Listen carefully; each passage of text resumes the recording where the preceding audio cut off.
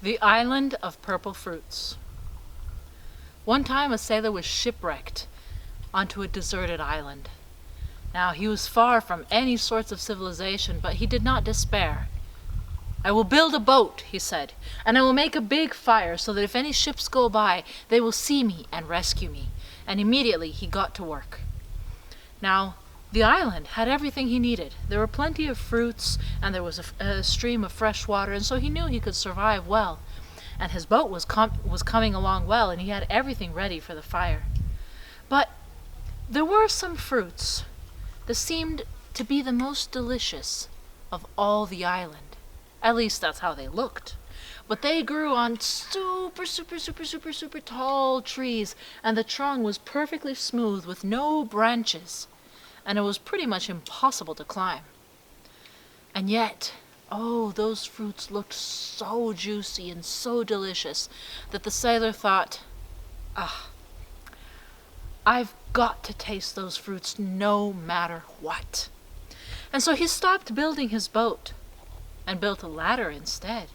And he managed to climb all the way up to the top of the tree and pluck one of those ripe, juicy purple fruits. He took a bite. It was more delicious than anything he had ever tasted, even back home. Oh, it was amazing. He went back down the ladder and fell fast asleep, and he dreamed the most beautiful dream. He dreamed that he had finished his boat, and it was a tall, lovely ship with tall sails, and that he sailed away back to his home country, and his wife and children were waiting for him, and he was so happy. When he woke up, he thought, what a wonderful dream! And he took another bite from that delicious fruit, and once again he fell asleep, and once again he dreamed, except that this time he dreamed that he went back home, and he found another island along the way that was full of gold and jewels, and he filled his ship with gold and jewels and was invited to visit the king, and he and his wife and children lived in a palace happily ever after. Well, he kept on eating those purple fruits, and every time he ate he had a more magnificent dream than ever before, and he completely forgot about building his boat.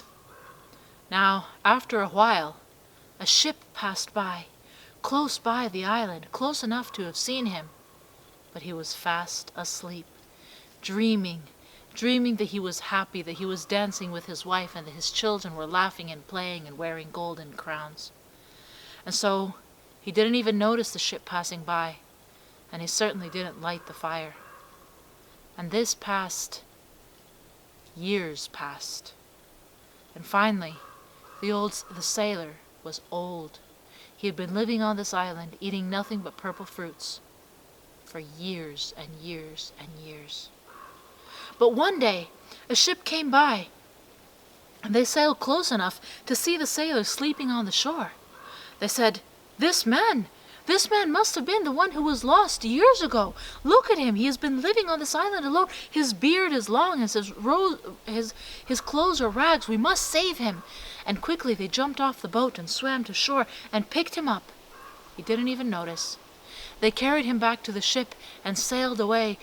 And when the sailor woke up, they expected him to jump for joy that he was finally saved. But instead he said, "No, the purple fruits! Oh no, leave me, I'll never be able to be happy again. I'll never be able to be happy again without these magical purple fruits." But there was no turning back. They took him home, and when the sailor arrived, he realized that everything had changed. His children had grown up without ever knowing him, thinking that he had died when they were just children, when they were just little. They had grown up without a father, and the pretty young wife that he had left behind had grown old with worry and care. But even so, he took her in his arms and hugged her tightly and said, Oh, now I am truly happy because I am back home. I am just as happy now as I was in my dreams back in the island of purple fruits." His wife held him at arm's length and said, "But my dear, how could you compare true happiness with the happiness of a dream. Oh, but it was true happiness, he said.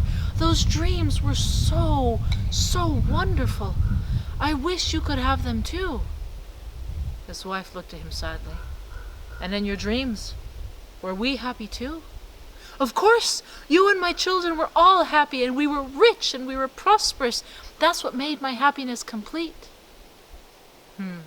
Said his wife. You see, that's why it wasn't true happiness. It was just a dream. While you were dreaming, we were sad. We were poor. We were missing you terribly. Oh, said the sailor. And even though he sometimes thought about the island of purple fruits, he never mentioned it again.